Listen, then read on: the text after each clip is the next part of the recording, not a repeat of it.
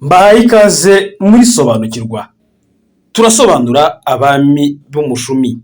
Abami b'umushumi ni abami bategetse u Rwanda ariko batazwi neza amateka yabo, yaba ay'ibisekuru byabo, yaba ibyakozwe ku ngoma zabo n'ibindi, ku buryo usanga n'igihe bategekeye ari ugucishiriza. Ariko si kimwe n'abo bise abami b'ibimanuka, kuko bo nibura amateka agaragaza mu buryo bw'icishiririza igihe byabereyeho, ibyabaye ku ngoma zabo n'amazina ya bamwe bariho muri icyo gihe.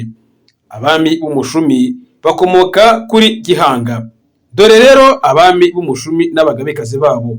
Gihanga Ngoma Ijana yari afite umugabekazi witwa Nyiragihanga Nyirarukangaga. Undi mwami ni Kanyarwanda Gahima, akagira uwitwa Nyirakanyarwanda Nyamususa. Yuhi Musindi yari afite Nyirayuhi Nyamata. Rukuge yari afite Nyirarukuge Nyirankindi. Nyarume yari afite Nyiranyarume Nyirashyoza. Rumeza Nyirarumeza Kirezi. Rubanda Nyirarubanda Nkundwa. Ndahiro Ruyange Nyirandahiro Kizigira. Ndoba Samembe Nyirandoba Monde. Nsoro Samukondo Nyiransoro Magondo. Ruganzu Bwimba Nyiraruganzu Nyakanga. Ruganzu Bwimba akaba yarabyaye Cyilima Rugwe waje kuba umwami w'ibitekerezo. Ikindi turayavuga tuyashyize muri ibyo bice bitatu, dukurikije ibivugwa mu bitekerezo no mu migani, mu bisigo no mu bindi bya Kinyarwanda. Tuzi twese ko ibimanuka bitangirira kuri Kigwa mwene Shyerezo bigahagararira kuri Gihanga cya Kazi. Ubwo hakaba hatangiye abami b'umushumi kugeza kuri Nsoro Samukondo umuhungu wa Ruganzu Bwimba.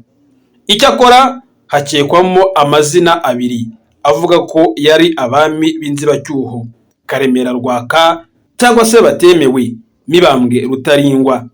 Ariko ibyo ntiwabikurikiza. Ibyo ari byo byose babaye abami b'u Rwanda, nta mpamvu yo kubakuramo. Ese kuki babita abami b'umushumi? Byaturutse kuki? Nk'uko ubushakashatsi bwakozwe bubigaragaza, kubita abami b'umushumi bituruka ku buryo bakutiranyije barwanye inkundura mu kurema igihugu cy'u Rwanda bahereye ku kantu gato.